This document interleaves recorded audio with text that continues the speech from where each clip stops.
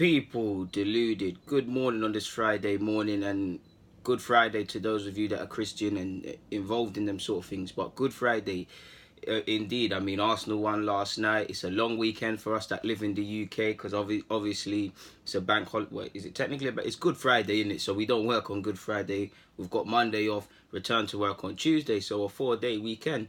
For someone like me, it's brilliant, people, because obviously it's hard managing, looking at these players, physically looking at players on the internet, doing the video thing, and having a 9 to 5 and a personal life. So it's tough. So any little bit of rest I can get, I love it. But as you lot know, Fridays equals Q&A day. So without further ado and without any more delay, let me crack on with the questions, man. As usual, thank you very much for your questions via Instagram, via Snapchat, via Twitter, via Facebook. Just get them in, and if I've missed you out, it hasn't been on purpose, like you lot know. But let's crack on. Devon's asked, speak up yourself. What do you feel about Nwankwo Okocha? I can never say his name. I know you're talking about the Swiss youth international of Nigerian descent playing for Basel. I like him, man. He's got a good first touch. He's very positive. I think he's an exciting player. In regards to how far he can go in football, only he knows. That's down to his hard work and down to his potential. I don't know. I enjoy him as a footballer. Probably will get a move to a higher division league sort of thing soon. And Nigerian football fans, like I've said before, should be excited because he said he dreams of representing the Super Eagles. Now, we all know how professional footballers are. They say one thing one week and then the next it's another thing. But yeah, man, and obviously when you consider that Nigeria, obviously they've got, whether you believe in these players or not, but you've got Iwobi, you've got Chukwueze, you've got a bunch of young players, both directly Nigerian and a lot of that are British born of Nigerian descent that they're able to convince. I mean, if you look at people like Lookman, if they can convince him, then they could be smiling. And there's a lot of other players scattered about that they can. So it's exciting times for Nigeria as a footballing nation, in my opinion. But hopefully that answers your question. Hyper's asked, I have a question. Big up yourself, Hyper Fanatic, man. I have a question and perhaps a title for another non-footballing related video. And that is gambling in football and the effect it is having on society. With adverts during games, with no watershed timing, they just treat them like any other type. You have to really look for the fine print to see the standard gamble aware blurb at the bottom. A part of me worries we'll have a young generation of gambling addicts due to no guidelines or pre-watershed. Well, I mean, time's always changing, my guy. I mean, you could say that obviously with social media, and not even social, well, yeah, social media with the whole advertisements with gambling there, with the whole cookies based on the internet searches you have, with the internet and how easy it is to bet. Like back in the days, I know a lot of you older than me, you had to physically go to the bookies if you wanted to do whatever bet. Now it's all at your fingertips. It's 24 hours. We all know if football's not on in England, it's probably going to be on in China or Australia or South America somewhere. So people are more or less betting on things that they shouldn't bet on or don't necessarily know, and on a regular basis end up chasing their losses, get lost with all the, I know there's a lot of promotions of free £10 bet or money back, and all of you that are more gambling people than myself, you know, in it, it's enticing. Obviously, I could be 13 years of age online, well, physically 13, but I can be 18 online, so I could sign up for things. So it does worry me, but how do things change, people? I'm sure those of you that are old enough to remember, there must have been, maybe not necessarily to the degree they are now, but there must have been hella adverts around horse racing and football before. To be fair, nothing ever changes but the technology, and I'm sure a lot of you can point to them.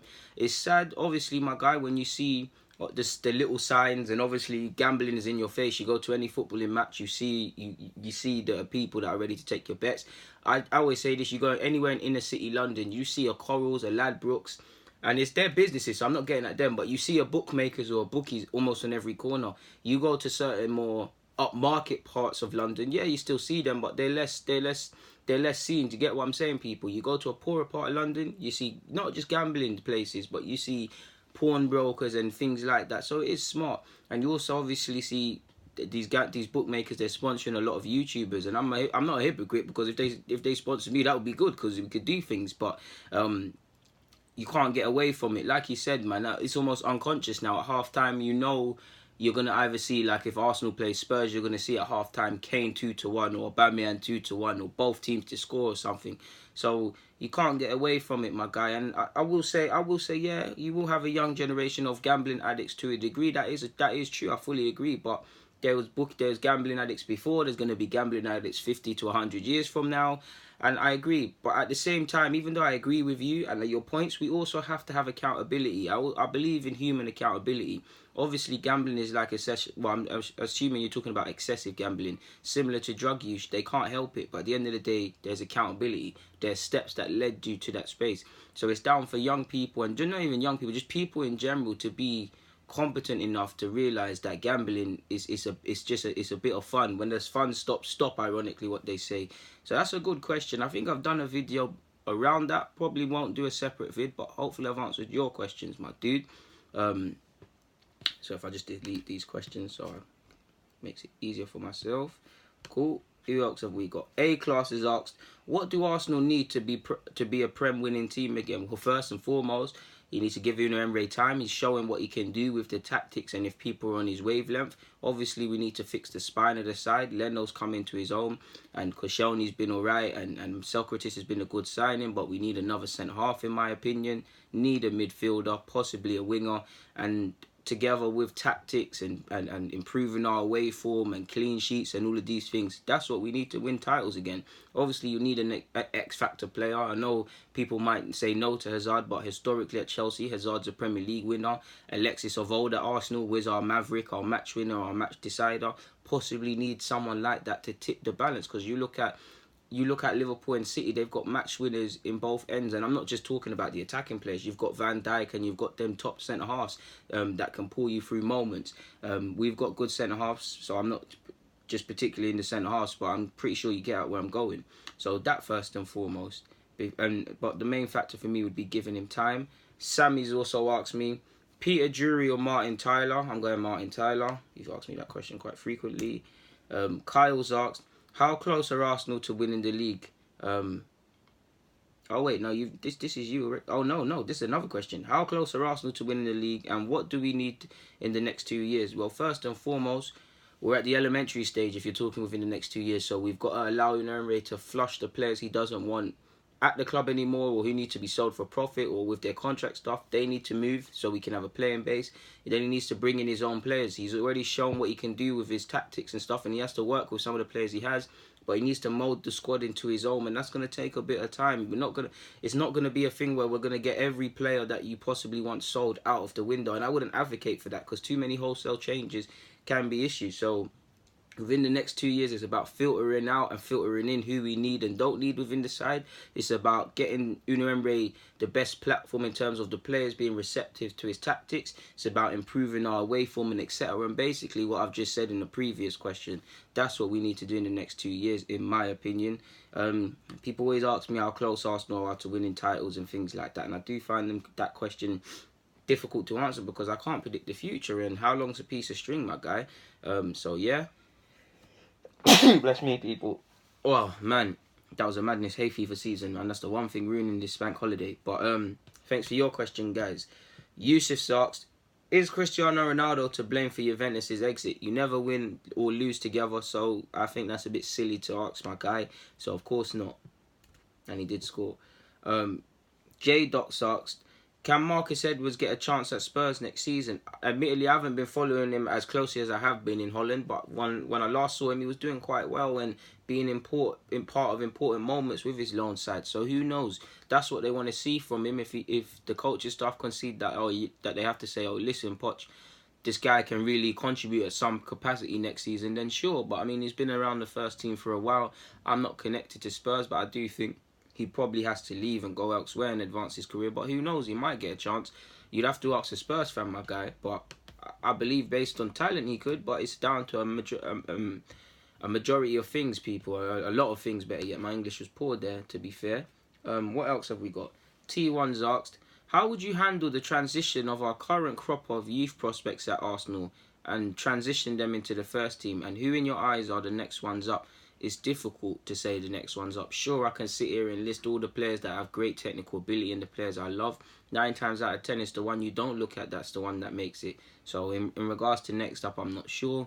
You've obviously got Saka. You've obviously got Amici. I believe based on merit, Ballard, Matt Smith, Cotterill, these are guys that I don't know if they'll get opportunities, but they've been playing quite well, and they get lost among the hype of other players that are well followed within Arsenal's fans and football youth enthusiastic people in general. So you never know, people. I think there's a bag of people with potential.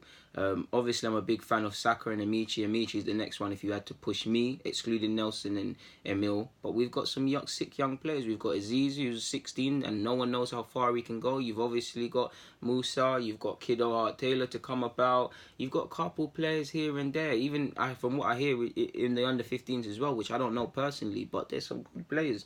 Potential is just potential. The transition into the first team at Arsenal, if you're talking the guys that I would class as just on the cusp of the first team, so let's say there's about 5, let's say Emil Smith-Rowe, let's say Joe Willock, let's say Eddie Nketiah, Joe Willock, Eddie Nketiah, Joe Willock, Eddie Nketiah, Nelson, Emil Smith-Rowe, let's say Saka and Amici as 6. For Saka and Amici, we've got to take time because I'm watching them on a regular basis. I think they're sick and they're the next ones up, but we need to take time with them. So I feel it's just about keeping the pathway clear, people, to which in the wide positions it does look clear. So yeah, Eddie's a bit complicated. He's probably going to have to wait for either Aubameyang or Lacazette to either depart or fall off. Joe Willock's probably got a good chance regardless of what you might think of him, because we got Ramsey leaving. Ramsey's out for the season at least, so he'll probably travel as part of the team. Emil Smith-Rowe, historically a winger, can play as a 10 and has been moved into an 8, so it's difficult. But in regards to transitioning them, you have to wait for bodies to leave. I'd probably bring Reece Nelson and Emil Smith-Rowe because my personal bias is to keep them close. I would use them next season, but if they can go out next season, 19-20, and play on a regular basis at first team level, and 2021, which would be a year out, the following season, if they can come back, then fair play. That's what you'd like to see. That would probably be the case for the 5 players I've named, to be fair. I would like Nelson integrated now. I would like Emil now as well. But to be fair, as much as I want them, they're at the age where they kind of need to play, and it's brave of them both to seek moves, because many youngsters train and things and travel with the first team, but they're not actually playing. So it all depends. For me to answer that question, it depends on what we do in the summer. But I'd probably say Eddie... Well, it's tough because players are leaving in their spaces, so you'd want to keep them. But in terms of development, they need to go somewhere where they can play week in, week out. So I'd say Eddie possibly Germany on loan. Joe Willock the same. Nelson, I want to keep him at the club, so I think he's ready. He's not all the way there yet, but I think he's ready to contribute. Emil Smith-Rowe the same, but possibly it's best that he stays at Leipzig on loan, even though I don't want that to play games. So another year on, well, a year on loan, or another, between a year on loan or another year on loan for a lot of the players, and then they come back next season. But it's about keeping the spots open, and we also need to remember when they do come back, they're not going to be perfect and they're still young, so people got to take it with a pinch of salt. I feel like I could answer that question a bit more to a degree, and I think I've touched on that. So just check out a lot of my content. I've got to plug myself, my guy. So thanks for that question. That really got me thinking. Moose has asked, Van de Beek for Ramsey in regards to a replacement. I've made a video on it, my guy. Another plug. So of course, my guy. Hopefully that answers your question. Papaya's asked, like, you know what? This question is probably going to be the title, so I'm going to make that red. Papaya's asked, big up yourself, my guy. You're always in my Twitter mentions and that. You've asked, when you have 2 teams which are neutral when you watch a game of football, who do you support? It's tough, man. I mean, obviously, I'm an Arsenal fan, so anybody that plays against the top 6, I want to support. Anyone that supports anyone in the top 6, we all want to laugh at one of our rivals, so anyone that's that. I wouldn't say support anybody on a general basis. I'll support anybody that plays against Spurs and Liverpool, unless it's either club or Chelsea as well, where you want everybody to lose. United the same. In regards to a neutral, you know what? I just enjoy the game, to be fair with you. I just enjoy the game. Like, obviously, I'll support anybody playing against an English side, but I just enjoy the game. Like Juventus versus Ajax. Of course, we like to see an underdog with Ajax go through, and everybody loves an underdog. And I feel Juventus are quite an admirable side just in terms of how Allegri sets out targets. But, I mean, none of them are Arsenal, so I don't really care. I just enjoy the game of football. I don't feel it's by force to support someone unless they're playing against what Arsenal consider a rival. So hopefully that answers your question. Tobias has asked, looking towards next season, do you prefer Hector Bellerin due to his pre-injury form or Maitland-Niles at fullback? Because I think Maitland-Niles is starting to really put in a good shout for himself. Hector Bellerin, that's his natural position. I feel Hector Bellerin, I know statistically Lacazette's got more goals, so he's improved. He didn't have the best of goal scoring records, but he's improved that. I feel Bellerin's improved a lot, man. I feel Bellerin, for me, away from the technical ability, it's nice to see. It looks like Bellerin's playing free of the mind. Like, he's not fearful of a mistake or backlash on social media or what might happen to him. And he's not there yet, but he's getting back to that old vapor-wearing Bellerin. So I'd say Bellerin without a doubt. Maitland-Niles is not a fullback. He might become one full term. He can't rule that out. And he's doing quite well, like you saw against Napoli. But it'd be Hector Bellerin first choice for me. Obviously, if Maitland-Niles is playing in good form, then he'd take it. But if he was to ask me in August or early August, better yet, pre-season, what I'm looking at in regards to my season, then I'm going to look at everybody's name on a whiteboard. And at right back, Hector Bellerin's name's going to be first because he's first choice. So, yeah, man. That would be mine. Reverse asks, is there much difference between our away form this season versus last? I mean, we've bettered it, but statistically, it was always going to be a big ask of Unai Emery to improve that based on what he had to use. So I wouldn't say there's much of a difference, but for me there is, because we've bettered it. Not that it was hard, but we've bettered it. We haven't been good enough away from home. That we just have to keep calling it what it is, and we do have to improve. But we've taken more points there. Forgive me if I'm wrong, and also.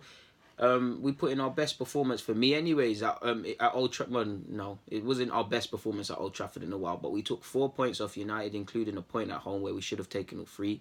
Spurs, we went there and we've taken 4 points. You get what I'm saying?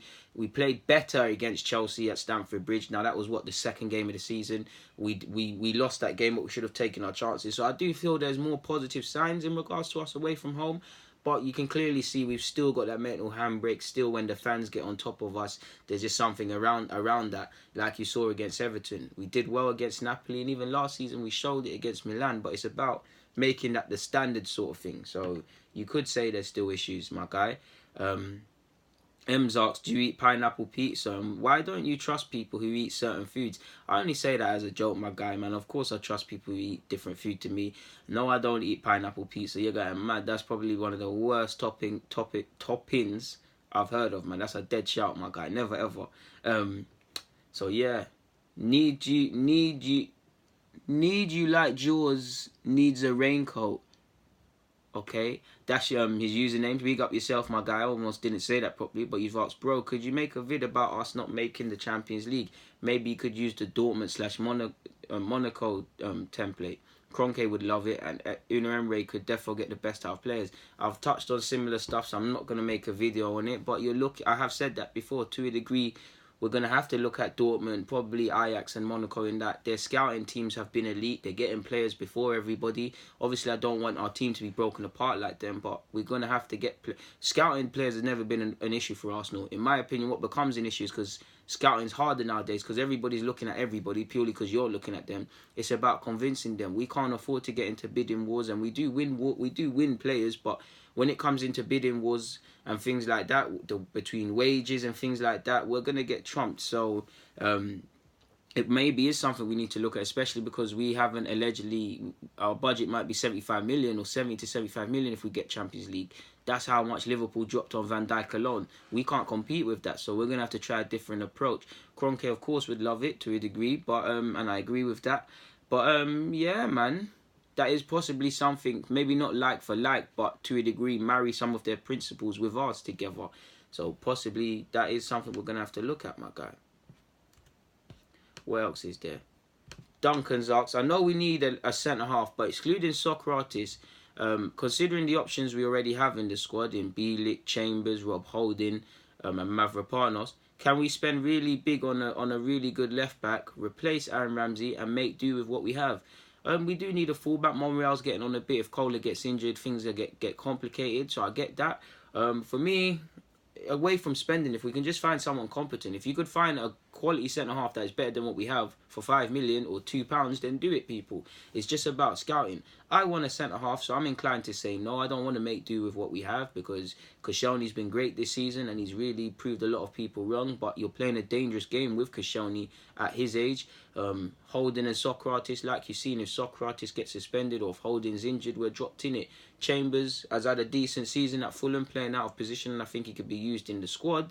But yeah, I think we should go big on a centre-half. And Bielik, you've mentioned Bielik, I would love for him to be given a chance. But if I'm Bielik and Chambers, to be honest, I'd probably depart the club in the summer if I'm not going to be given a chance. Or if Unai Emery could see me as a viable option, as in training all week and starting on the weekend. Because Bielik is 21 or so now, maybe even older now. Chambers is 24. They can't afford to keep doing this loan thing. They need somewhere where they can build upon and set down roots and things like that. And there's a lot of bodies on the line, so his centre half is going to be a serious area we're going to need to assess properly in the summer. So hopefully that answers your question.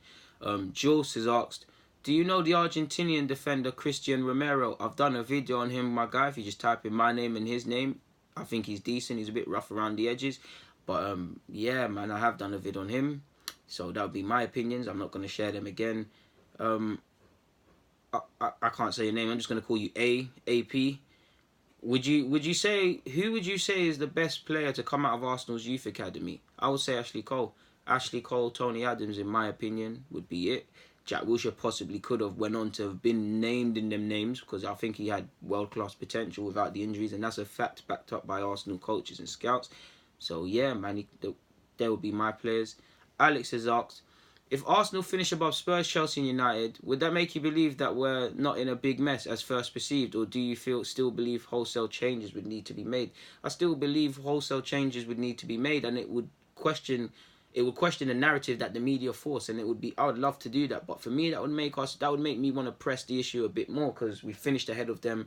Nobody expected that. We can potentially build on this. So let's make the changes, not necessarily wholesale, but let's try and pattern the squad as much as we can, because I'm not an advocate of wholesale changes, people. There's many players I think need to leave this club, but I don't believe 10 players should be left out of that side. Should move on in the summer. Do you get what I'm saying? Obviously, it can all add up to 10, but you lot are smart enough to get one going, because we'd be losing a lot of depth, and it's naive to think you're going to sell 11 and bring 11 in and it's all going to gel, people. It's very naive, and some of the comments I see in my YouTube comments, I just think, wow, to a degree.